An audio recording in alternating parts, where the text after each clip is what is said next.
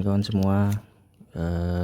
Baik, saya akan menjelaskan studi kasus pengumpulan data komoditas pertanian kelapa sawit di Kabupaten X. Dengan saya, Eka Wijaya Saputra, dan anggota kelompok yang lain. Saya, Eka Wijaya Saputra, akan menjelaskan sedikit tentang latar belakang dan tujuan penelitian. Latar belakang itu ada beberapa poin yang akan saya jelaskan. Mungkin tentang kelapa sawit adalah komoditas utama, produksi sawit di setiap kecamatan yang berbeda, kendala pupuk, bibit, jalan, dan harga TPS. Oke, mulai dulu dengan kelapa sawit adalah merupakan salah satu komoditas yang paling utama atau penting ya di Kabupaten X. Banyak masyarakat yang menggantungkan hasil dari kebun sawit. Biasanya masyarakat ini bisa sebagai petani mandiri, petani plasma, maupun pekerja di kebun dan pabrik. Oleh karena itu, perkembangan usaha sawit ini sangat berpengaruh terhadap kondisi ekonomi dan masyarakat di daerah. Meskipun begitu, keadaan usaha sawit ini di setiap wilayah tidak selalu sama. Ada kecamatan yang produksinya tinggi, tetapi ada juga yang masih rendah. Sebagian petani itu memiliki kebun yang cukup produktif, sedangkan sebagiannya menghadapi berbagai kendala. Misalnya kendala pupuk yang sulit didapat, bibit yang kurang bagus, jalan kebun yang rusak, atau harga jual tandan buah segar yang sering berubah-ubah. Selama ini data yang dimiliki Dinas Pertanian itu biasanya hanya berupa luas lahan, jumlah petani, dan total produksi. Data ini memang penting, tetapi belum cukup untuk melihat kondisi sebenarnya yang ada di lapangan. Misalnya, belum diketahui dengan jelas mengapa produksi petani itu berbeda-beda. Berapa besar biaya yang mereka keluarkan, bagaimana cara mereka menjual hasil panen, dan apakah usaha sawit yang dijalankan masih menguntungkan. Oleh karena itu, perlu dilakukan pengumpulan beberapa data yang lengkap tentang kondisi agribisnis ya kelapa sawit di Kabupaten X ini. Oke, kita lanjut ke tujuan penelitian. Ini ada beberapa poin: mengetahui jumlah petani dan luas kebun, mengukur produksi dan produktivitas, mengetahui biaya pendapatan dan kendala. Dari data yang diperoleh nantinya dipakai sebagian dasar untuk menyusun rencana produksi sawit tahun berikutnya. Misalnya dari data luas kebun, jumlah petani, umur tanaman, dan tingkat produktivitas. Dari diketahui kecamatan mana yang memiliki potensi produksi paling tinggi dan kecamatan yang masih perlu dibina. Wilayah produksinya rendah dapat diprioritaskan untuk program bantuan pupuk, penyuluhan, atau perbaikan teknik budidaya. Oke, untuk selanjutnya mungkin bisa dilanjutkan oleh. Di sini saya akan menjelaskan tentang metode pengumpulan data. Di sini ada beberapa tentang metode pengumpulan data. Yang pertama, menggunakan metode observasi. Yang kedua, peneliti melihat langsung kondisi kebun. Yang ketiga, data primer dan sekunder dikumpulkan. Sebelumnya, metode pengumpulan data adalah cara atau teknik yang digunakan peneliti untuk memperoleh data dalam suatu penelitian. Beberapa metode yang digunakannya adalah yang pertama, observasi. Observasi adalah mengamati langsung objek di lapangan. Yang kedua, wawancara, bertanya langsung kepada responden.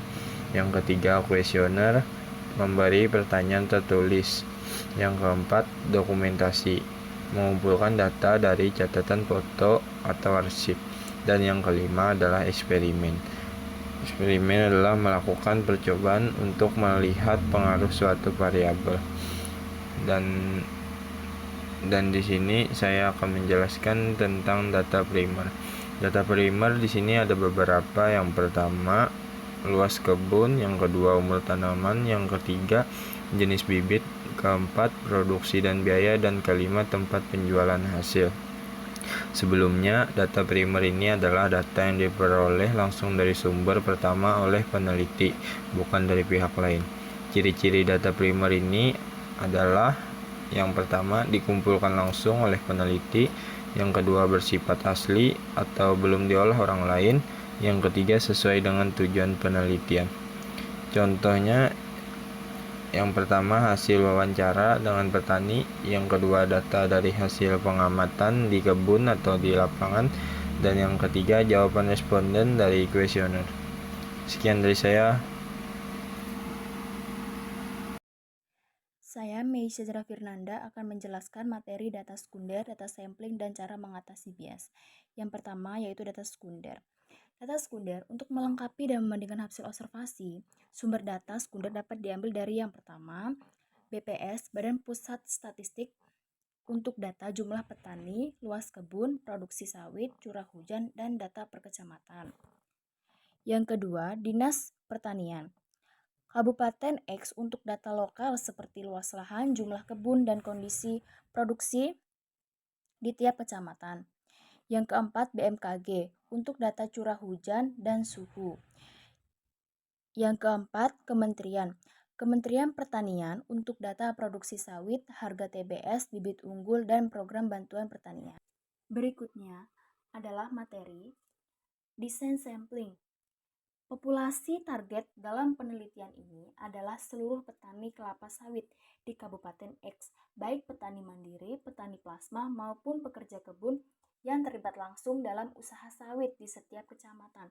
Karena jumlah petani tersebar banyak, kecamatan dan kondisinya berbeda-beda, teknik sampling yang paling cocok adalah stratified random sampling, artinya petani dibagi dulu berdasarkan kecamatan atau jenis petani. Lalu, dari setiap kelompok dipilih acak. Cara ini dipakai supaya semua kecamatan dan jenis petani tetap terwakili. Jadi hasilnya tidak hanya menggambarkan satu wilayah saja. Misalnya seperti Kecamatan A memiliki 30% dari total petani, maka sekitar 30% sampel diambil dari kecamatan itu. Materi berikutnya, cara mengatasi bias. Sebelum itu, potensi bias terjadi karena munculnya sampel lebih banyak berasal dari kecamatan yang mudah dijangkau sehingga kecamatan yang jauh kurang terwakili. Dan juga petani bisa saja memberi jawaban yang tidak sesuai, misalnya mengecilkan atau melebihkan produksi dan pendapatan. Dan cara mengatasinya, yang pertama, menentukan jumlah sampel untuk tiap kecamatan sejak awal. Yang kedua, memilih responden secara acak bukan berdasarkan siapa yang paling mudah ditemui. Dan yang ketiga, membandingkan jawaban petani dengan hasil pengamatan langsung di kebun atau dengan observasi. Saya akan menjelaskan yang selanjutnya yaitu kuesioner. Kuesioner yang disusun mencakup beberapa aspek penting. Yang pertama ada status petani dan pendidikan. Yang kedua ada luas kebun dan produksi TBS atau hutan dan buah segar. Yang ketiga jenis bibit dan kesulitan pupuk. Dan keempat kondisi jalan dan biaya usaha. Contoh-contoh kuesionernya bisa seperti tingkat pendidikan terakhir, luas kebun, umur tanaman sawitnya, jenis bibit yang digunakan, terus juga rata-rata produksi per bulan, biaya produksi per bulan juga, dan lain-lain gitu. Selanjutnya ada hasil diskusi. Dari hasil diskusi kelompok kami menyepakati bahwa pertanyaan yang digunakan harus yang paling relevan dan penting. Dan juga kondisi jalan termasuk skala ordinal dan juga metode observasi yang dipilih untuk meningkatkan keakuratan data. Selanjutnya ada kesimpulan. Jadi kami menyimpulkan bahwa produksi kelapa sawit dipengaruhi oleh beberapa faktor seperti bibit, pupuk, umur tanaman, dan kondisi jalan. Pengumpulan data yang lengkap sangat penting untuk membantu pemerintah dalam menentukan kebijakan dan bantuan yang tepat. Jadi dengan demikian, keputusan yang diambil dapat lebih sesuai dengan kondisi di lapangannya. Sekian dari kelompok kami. Terima kasih atas perhatiannya. Mohon maaf apabila ada kata yang kurang berkenan. Assalamualaikum warahmatullahi wabarakatuh.